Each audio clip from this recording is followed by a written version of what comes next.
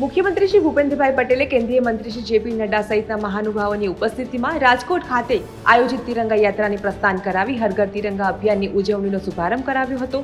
વિશાળ જનસમૂહ સાથેની તિરંગા યાત્રામાં મુખ્યમંત્રી શ્રી સ્વયં જોડાઈને નાગરિકોમાં રાષ્ટ્રભાવનાની ચેતનાનો સંચાર કર્યો।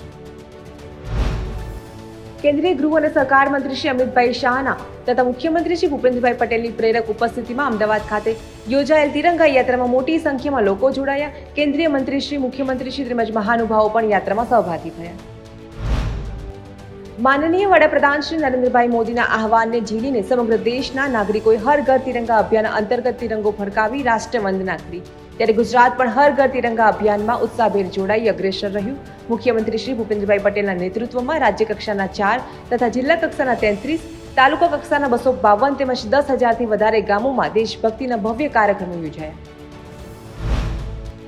78માં સ્વાતંત્ર્ય પર્વની રાજ્યભરમાં ઉત્સાહ અને ઉમંગ સાથે ઉજવણી કરવામાં આવી। મુખ્યમંત્રી શ્રી ભૂપેન્દ્રભાઈ પટેલે નડિયાદ ખાતે રાજ્ય કક્ષાના કાર્યક્રમમાં ધ્વજવંદન કર્યું। રાજ્યપાલ શ્રી આચાર્ય દેવવ્રતજીએ ગાંધીનગર રાજભવન ખાતે રાષ્ટ્રધ્વજ ફરકાવીને રાષ્ટ્રધ્વજને સલામી આપી હતી। આ સાથે જ રાજ્યના વિવિધ જિલ્લાઓમાં 78માં સ્વાતંત્ર્ય પર્વની ભવ્ય ઉજવણી કરવામાં આવી હતી।